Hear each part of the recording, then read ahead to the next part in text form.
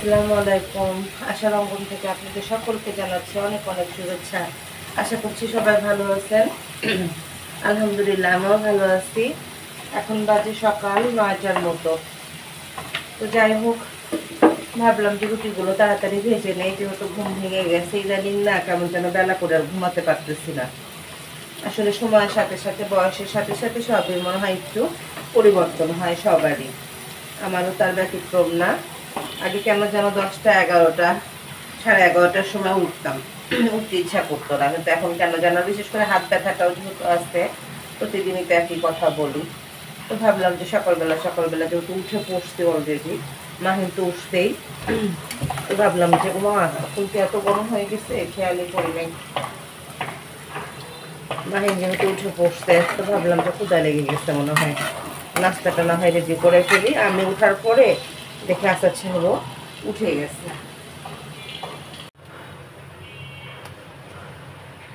তো আমার এই যে নতুন কাজের মেয়েটা না, রুটি এক একদিন এক এক রকম হয়।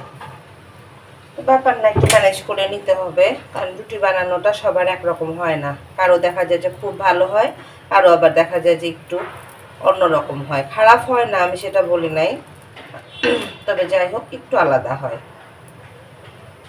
আর আজকে রোদের কথা কি বলবো, প্রচন্ড পরিমাণে রোদ উঠছে, মনে হচ্ছে যে গরম মনে হয় পুনরায় আবার ব্যাক করতেছে। আমার মনে হয় সকাল হলেই পুরুষ মানুষের চিন্তা থাকে কখন অফিসে যাবে, কখন তার কাজে বের হয়ে যাবে, আর মহিলা মানুষের চিন্তা থাকে কখন তার নাস্তাটা রেডি হবে, যারা বিশেষ করে হাউস ওয়াইফ তারা। আজকে আলু ভাজিটা এত মোটা করে কাটছে তা বলার মতো না। তবে আমার কাছে কেন যেন মনে হয় যে মহিলা মানুষের কাজের প্রেশারের চেয়ে পুরুষ মানুষের কাজের প্রেশারটা অনেক বেশি, কারণ তার উপরে সংসারের দায়িত্ব। আমার কাছে মনে হয় কেন যেন যে একটা মহিলা মানুষ তাও যাই হোক, কোনোভাবে তারই একটা ম্যানেজ করতে পারে, বা একটু কি বলবো, একজনের কাজ আরেকজনকে দিয়ে করাইতে পারে, কিন্তু ছেলে মানুষের তো আর তা না, তাই না? যার যার কাজ তার তো কি করতে হয়। রুটিগুলো ধীরে ধীরে ঠিক হচ্ছে, আজকে একটু বলতে হবে। সকালবেলা নাস্তা নিয়ে বসে পড়ছি অলরেডি। মাহিনের শরীরটা খুব একটা ভালো না। বউ রুটি নিয়ে নাও। আমার আবার কারেন্ট চলে গেছে, আইপিএস এর লাইনটা ডাইনিংয়ে দেওয়া হয় নাই, কি যে গাধার মতো কাজ করছি তা বলার মতো না। তো যাই হোক, খুব একটা গরম নাই, সমস্যা হচ্ছে না। সর্বোচ্চ চাকে উঠাই দিয়ে এসে বসবো নাকি, না পরে দিব? আচ্ছা ঠিক আছে। মাহিনের কাছে অনেক সিক লাগতেছে, ঠোঁটটা একদম ফেটে রক্ত বের হচ্ছে। মানুষ কি বলবে বলো? দেখে আমার দিকে তাকাও তো একটু, এই যে কেমন হয়ে গেছে, চুলও কাটতে হবে। এই যে এখানে আমাদের চা বানানোর প্রিপারেশন না, অলরেডি হয়ে গেছে। আর যে ভাই বোনেরা বলবেন শুধু খান, আপনারা তো মনে হয় সকাল 8টায় খেয়ে ফেলছেন, আর আমরা শুধু জাস্ট 2টা রুটি আর 1 কাপ চা, এখন বাজে প্রায় 10টা। এই আর এই শুধু খান কথাটা একটু করতে হবে, কি যেন বলে, কারেকশন করতে হবে। আর এই জাস্ট আমি চা বানাতে চাইছিলাম, কিন্তু বললো যে না আমি বানাবো না। আমার সকালবেলা উঠে প্রচণ্ড পরিমাণে হাত চুলকায় এই অবস্থা থাকে। আমারটাকে আমি নিয়ে যাবো, চিনি দিতো অল্প, 1 চামচ অল্প একটু দিও। আর মাহিন তোমার আব্বু চা হয়ে গেছে, আসো চা নিয়ে যাও, বিরক্ত করো না, যার যার কাজ শেষ করো। ওই যে তোমার আব্বু রুমে, সরি রান্নাঘরে। তো যাই হোক, অলরেডি আজকে কাপড় চোপড় একদম ওয়াশিং মেশিন থেকে বের করে দিয়েও দিছি, কারণ বড় বড় চাদর আছে আজকে। যেদিন চাদর দেওয়া থাকে সেদিন আর স্বস্তি পাই না, মনে হয় কখন রোদে দিব, কখন শুকাবে, এরকম। মাহিনের একটু ঠান্ডাও লাগছে। এই বাচ্চা কাচ্চা কিছু বলে না, ভালো লাগে না। মিশর আব্বু এই রুমে আসো, কারেন্ট নাই, ডাইনিংয়ে বসা যাচ্ছে না। জি ওখানে থাক, পাতিলেই থাক, আমি করে রাখবো না, ম্যানেজ করে রাখবো না, থাক।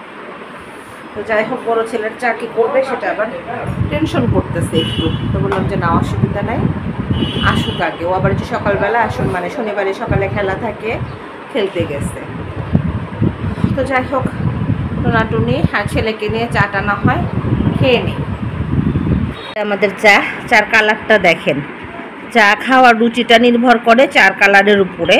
তারপরে জাস্ট একটা চুমুক দিলেই ওয়াও, তাই না মিশরাব্বু? মিশরাব্বু তো চা কালার সুন্দর ছাড়া খেতেই পারে না। গতকালে আমার হাতের বাগানে মাছটা নাকি খুব মজা হয়েছিল। তো যাই হোক, ফিরোজা তো চলে গেছে। আমার সাহেব বললো যে আজকে আবার একটু ভুনা করো।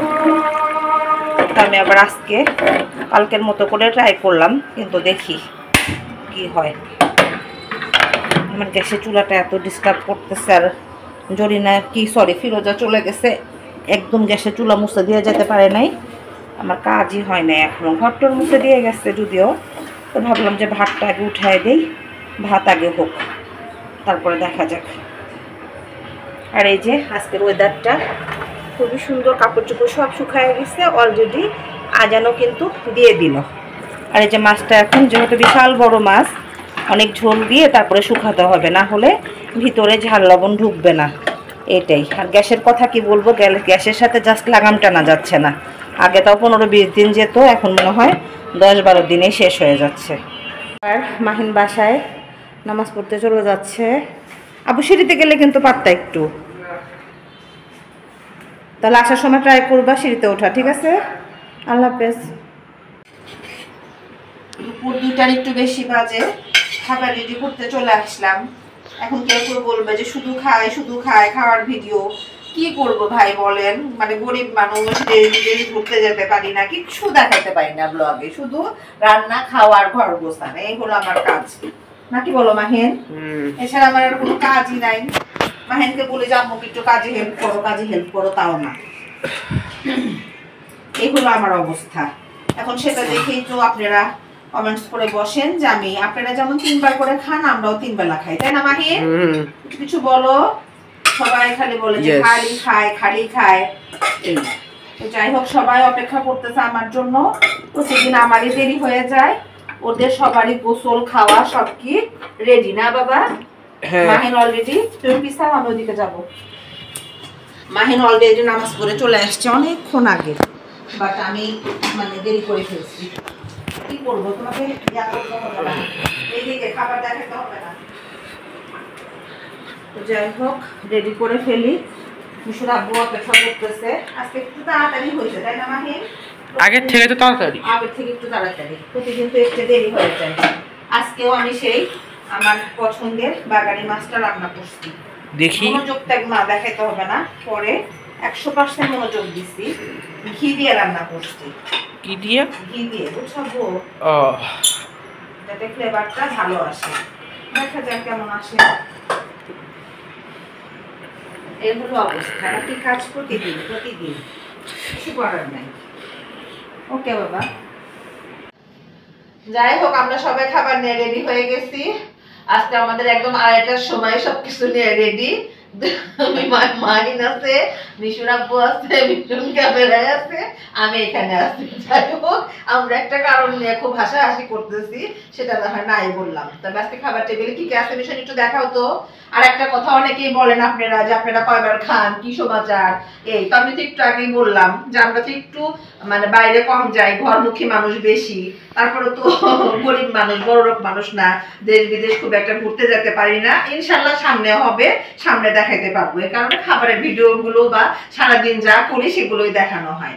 তো আজকে যা আছে, সাদা ভাত অ্যাজ ইউজুয়াল, এখানে সুন্দর ধনিয়া পাতা দিয়ে, ধনিয়া পাতা অনেকদিন আমার বাসায় ছিল না, জাস্ট খেয়াল ছিল না। যাই হোক, ডাল এখানে আছে হলো মিশনের আব্বুর পালং শাক ভাজি, মাহিনের চিকেন, মিশনের জন্য আছে হলো চিংড়ি মাছ, আর ওখানে আছে কালকের বাগানি মাছটা খুব মজা হয়েছিল, এর জন্য আজকে আবার রান্না করছি, সাথে একটু ঘি অ্যাড করছি, কারণ আমার মাছের ফ্লেভার একদম ভালো লাগে না, এর জন্য। তো যাই হোক, এই আমাদের আজকের লাঞ্চের প্রিপারেশন। এই যে মাগরিবের আগে আগে মনে হয় দুনিয়ার শীত আমার এই সময় করে চা বানাতে চলে আসছি। কারণ আমার সাথে পাশে যে ভদ্রলোক, ভাববেন যে উনি মনে হয় আগে থেকে ছিল, তাকে এই মাত্র বাইরে থেকে আসছে, প্যান্ট পড়াশোনা দিয়েছে, এই যে বাইরে থেকে আসছে, এসে দেখছে যে আমি রান্না করে, এর জন্য একটু জয়েন করছে। এবং বলতেছে যে ভিডিও অন্ধকার হয়, লাইট চেঞ্জ করে দাও, কিন্তু দিচ্ছ না, বুঝছো, আমার কোনো কিছুর প্রতি তোমার কোনো খেয়াল নাই। এই হলো অবস্থা। চা না খেলে না ভালো লাগে না। এই সময়টা চা চা করে মনে হয় জান বের হয়ে যায়, এরকম চার মধ্যে যে কি আছে দুনিয়ায় আল্লাহ জানে। তুমি কি সে জুলাইন থেকে ঘুরে আসলে এত তাড়াতাড়ি? আর আমাদের চারপাশে না প্রচন্ড পরিমাণে যে সভা মাহফিল এখন একদম এই 2-3 মাস হতেই থাকবে, মানে 2-3 মাস মানে ডিসেম্বর জানুয়ারি তো পুরাই থাকবে এরকম মনে হয় একদিনের জন্য। এটা ভালো, কিন্তু একদম এই যে আসর নামাজের আগে থেকে মনে হয় শুরু হয়ে গেছে। কথা বলা যায় না, মাইক শোনা যায় না দূর থেকে, কিন্তু দেখা যায় যে এখন যাবো। আসো এখানে আসো, আমি আর চা বানাচ্ছি। এই যে আমার মাহিন খবর নিতে আসছে, আম্মু চা কত দূর। আম্মু পড়ে যাবো তো, এখন তোমরা আম্মুর চেয়ে বড় হয়ে গেছো, আম্মু ডেকে যাই না বলো, আমার বেবির শরীর ভালো না, ঠান্ডা লাগছে, আম্মু পড়ে যাবো। এই চা আধা ঘন্টা 20 মিনিট লাগবে, 10 মিনিট লাগবে। ঠিক আছে হয়েছে, অনেক হয়েছে। যাও, চা হলে আম্মু ডাক দিব।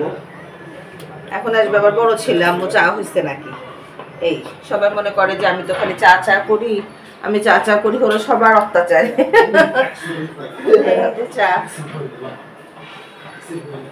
আর এই যে মাহিন তার বাবাকে দেখলে, এই যে লাইটটা দাও, তার বন্ধ করা লাগতেছে, লাইটটা দিয়ে দাও।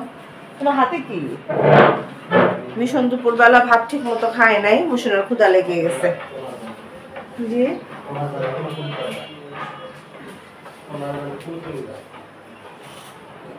তোমার এত কথা কিসের জন্য? হাতে কি তোমার ওটা? ইয়ার মনে হয় না, ও এটা কিনতে গেছিল নাকি?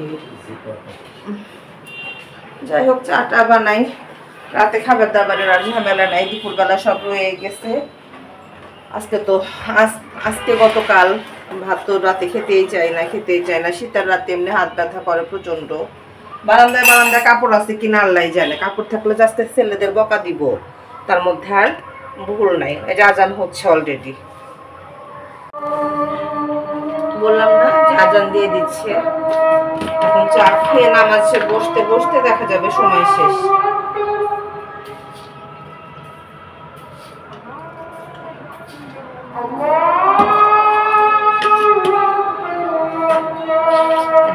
কথা বলা ঠিক না লাইফে, আসলে টাইমিং মেনটেনটা করে মনে হয় আমার ফাঁদে আমিই পড়ে গেছি। আমার যে এখন ছেলেরা তারা বেশি টাইমিংটা মেনটেন করতে পছন্দ করে। তো যাই হোক, যা হয়ে গেছে, চাটা শেষ করে ভাবতেছি যে দ্রুত একটু বের হয়ে পড়বো। ইদানিং দেখা যায় যে বের হতে হতে অনেক দেরি হয়ে যায়। তো যাই হোক, চাটা খুব দ্রুত বানায় ফেলছি।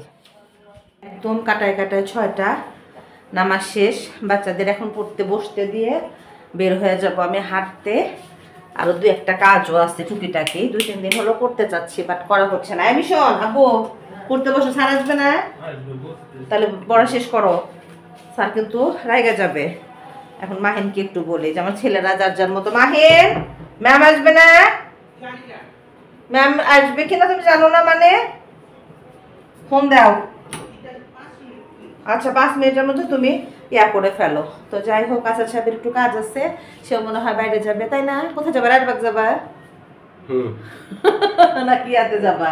তুমি এত কম কথা বলো, সবাই বলে, বুঝছো? উনি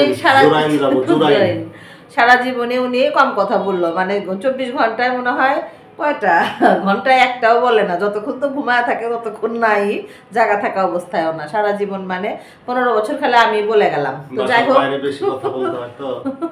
মানে বাইরে বেশি কথা বলতে হয় দেখে বাসায় কথা বলার আর সুযোগ পায় না। তো যাই হোক, ভিডিওটা বেশি লম্বা না করি, সবাই ভালো থাকবেন, সুস্থ থাকবেন, আশার অঙ্গনের সঙ্গে থাকবেন, আমার চ্যানেলটি সাবস্ক্রাইব করবেন, গঠনমূলক সমালোচনা করবেন। অবশ্যই আপনাদের সহযোগিতা আমার একান্তভাবে কাম্য, শুধু ফেসবুকে না, আমার ইউটিউবের জন্য। কারণ আমার ফেসবুক আর ইউটিউবটার পেজটা খুব মানে কাছাকাছি সময় খোলার কারণে একটু বেগ পেতে হচ্ছে আমাকে, দুইটা ম্যানেজ করতে। একদিক থেকে যদি হয় রেসপন্স ভালো পাই, আর একদিক থেকে দেখা যায় একটু ভাটা পড়ে যায়। তো একটুখানি সবাই মিলে যদি কষ্ট করে আমাকে ব্যালেন্সে রাখতেন, আমি একদম কৃতজ্ঞ থাকতাম। আল্লাহ হাফেজ।